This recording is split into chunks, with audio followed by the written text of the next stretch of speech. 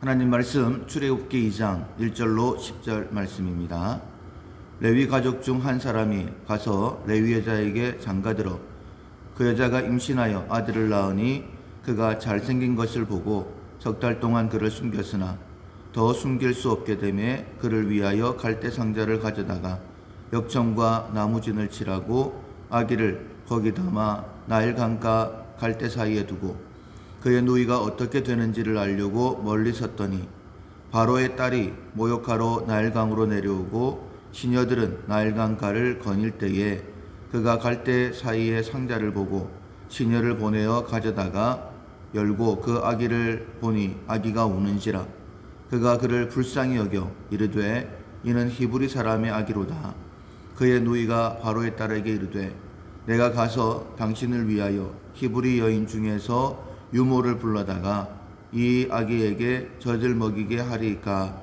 바로의 딸이 그에게 이르되 가라 하매 그 소녀가 가서 그 아기의 어머니를 불러오니 바로의 딸이 그에게 이르되 이 아기를 데려다가 나를 위하여 젖을 먹이라.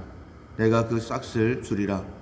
여인이 아기를 데려다가 젖을 먹이더니 그 아기가 자라매 바로의 딸에게 데려가니 그가 그의 아들이 되니라. 그가 그의 이름을 모세라 하여 이르되 이는 내가 그를 물에서 건져내었음이라 하였더라. 아멘.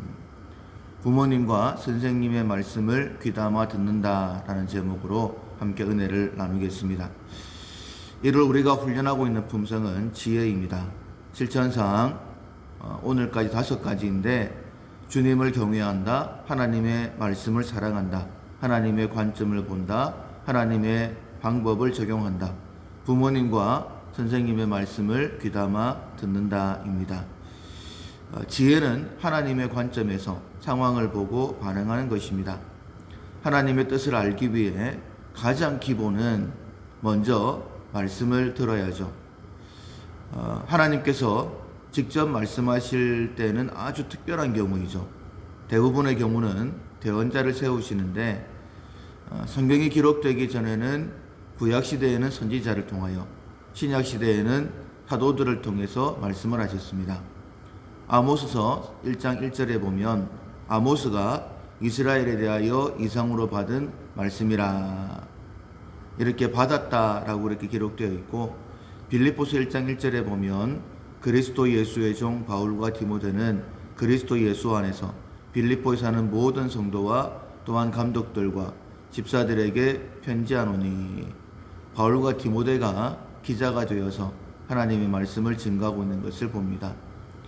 이스라엘 백성들도 하나님께 직접 말씀 듣는 것을 두려워해서 대언자를 요구했었죠.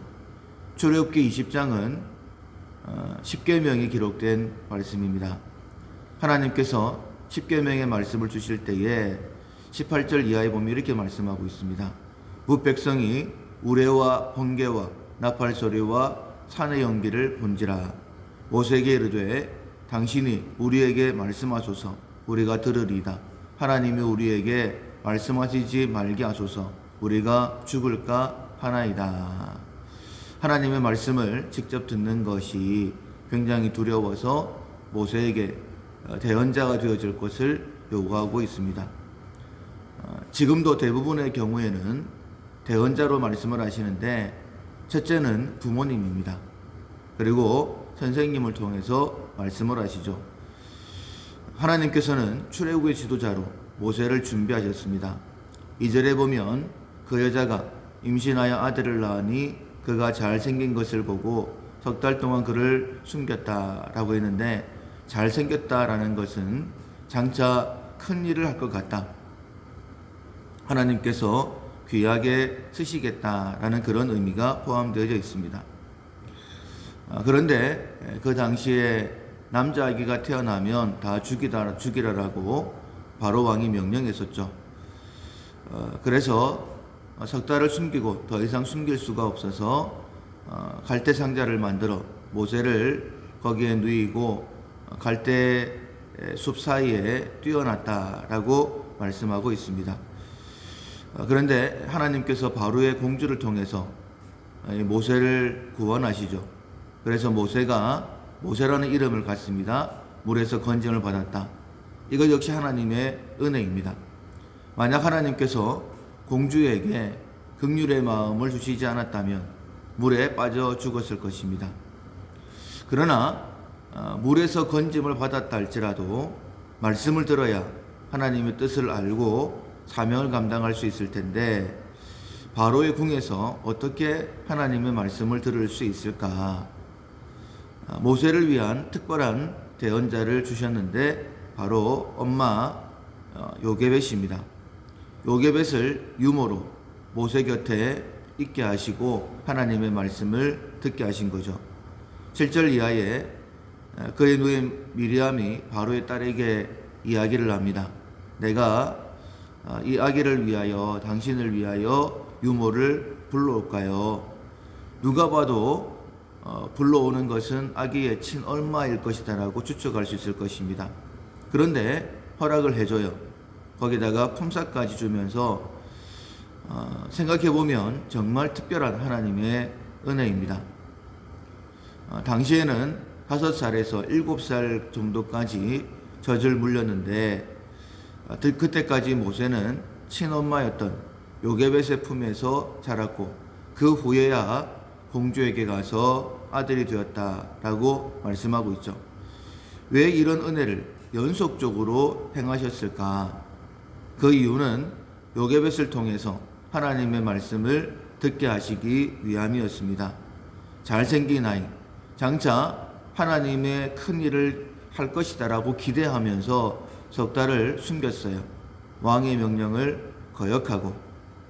요게벳 더 이상 숨길 수가 없어서 갈대숲 사이에 놓아뒀던 아기, 하나님의 은혜를 기대하면서 갈대숲 사이에 놓아뒀었는데 극적으로 바로의 딸의 공주를 통하여서 모세가 건진을 받죠. 하나님에 대한 기대가 컸을 것입니다. 그리고 그 아기를 품에 안고 젖을 먹일 때에 하나님께서 모세를 통하여 이스라엘 백성들을 출애굽시키실 것이다. 하나님의 일하심에 대한 기대는 더욱더 컸을 것입니다. 그리고 모세가 말하기 전부터 계속해서 하나님의 말씀을 가르쳤을 것입니다. 모세, 너는 히브리 사람이다. 하나님께서 아브라함과 이삭과 야곱과 요셉에게 가나안 땅을 주시겠다라고 하셨다. 4대 400년 만에 출애굽시키시겠다라고 하셨으니 네가 그 일을 감당해야 된다. 앞으로 젖을 떼면 더 이상 가르칠 수가 없기 때문에 최선을 다해서 말씀을 가르쳤을 것입니다. 그리고 모세는 그렇게 자라고 장성해서 이스라엘을 돌아볼 마음을 가졌다라고 말씀은 기록하고 있죠. 지금도 마찬가지입니다.